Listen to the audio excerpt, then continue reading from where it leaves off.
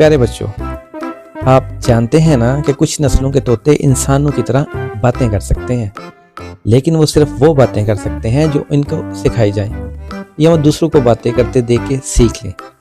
कुछ लोग कहते हैं कदीम ज़माने में ऐसा नहीं था, तब तोते खुद से भी बातें करते थे, इंसानों से गुफ्तगू और बहस मुबासा भी चलता था। फिर कुछ ऐसा हुआ कि तोतों ने अपनी तरफ से बातें करना छोड़ दी। आइए जानते हैं क्यों। पुराने ज़माने में एक आदमी ने एक तोता पाल रखा था जो बड़ा नेक और सच बोलने वाला था, जबकि उसका मालिक उतना ही बददियानत और झूठा था। एक दिन हमसाये का बकरा घूमता फिरता उस तोते के मालिक के घर में आ गया। इसे देख के उसकी नीयत खराब हो गई। उसने उसे फौरन पकड़ा और जानवरों वाले बाड़े में ले जाके ज़बह कर दिया और उसका गोश्त बावर्ची खाने में छिपा दिया। तोता ये सारी कार्रवाई देख रहा था। वो बहुत चीखा चलाया कि ओए, खुदा का खौफ कर, इंसान बन जा। पड़ोसियों के बड़े हकूक होते हैं, क्यों इस गरीब का माल हड़प कर रहे हो? लेकिन मालिक ने एक ना सुनी और अपने काम में लगा रहा। कुछ देर बाद उस शख्स का पड़ोसी अपने बकरे को ढूंढता हुआ इधर आ निकला। उसने तोते के मालिक से पूछा कि क्या उसने उसका बकरा कहीं देखा है, वह इधर तो नहीं आया। तो तोते का मालिक अनजान बन गया और कहने लगा, मुझे तुम्हारे बकरे का कुछ नहीं पता, जाओ उसे जंगल वाली साइड पे जाके ढूंढो, मेरे जानवर भी अक्सर उस तरफ भाग जाते हैं। पड़ोसी मायूसी से वापस जाने लगा तो तोते ने उसे सीटी बजा के मुतवज्जो किया और पास आने का इशारा किया। पड़ोसी चौंके तोते के पास पहुंचा तो तोते ने उसे बताया, मालिक ने उस बकरे को ज़बह करके खाल बेच दी है और इसका गोश्त बावर्ची खाने में छिपा दिया है। क्या तुम सच कह रहे हो? पड़ोसी ने सदमे से कहा। बिल्कुल सच, झूठ बोलूं तो मेरा मालिक मर जाए। तोते ने अपनी तस्बीह पकड़ते हुए कहा।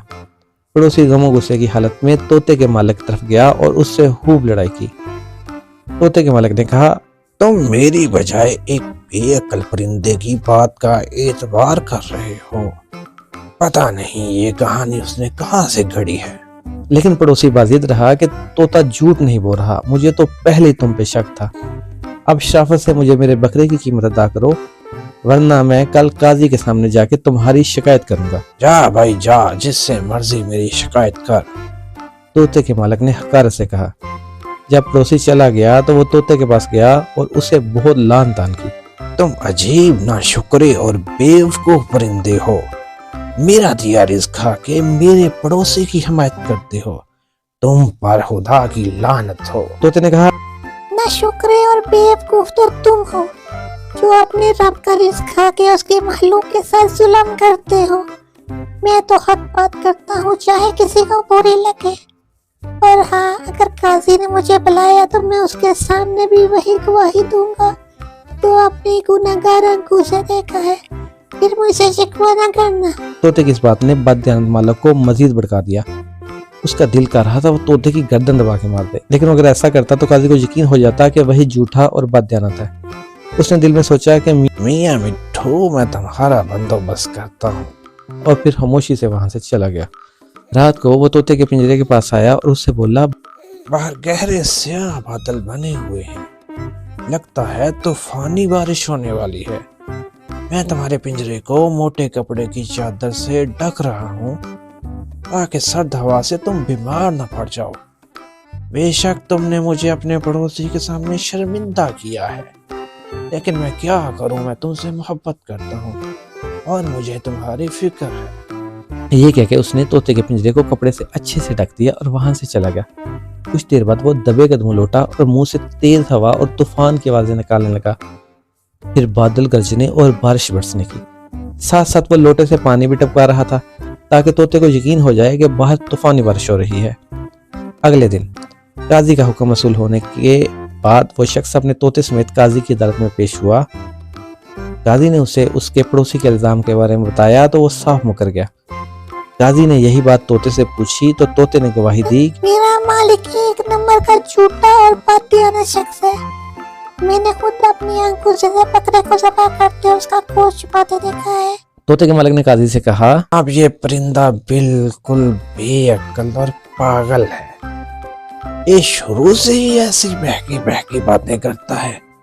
मैं तो बस खुदा खौफी से इसका ख्याल रख रहा हूँ और इसकी खिदमत कर रहा हूँ।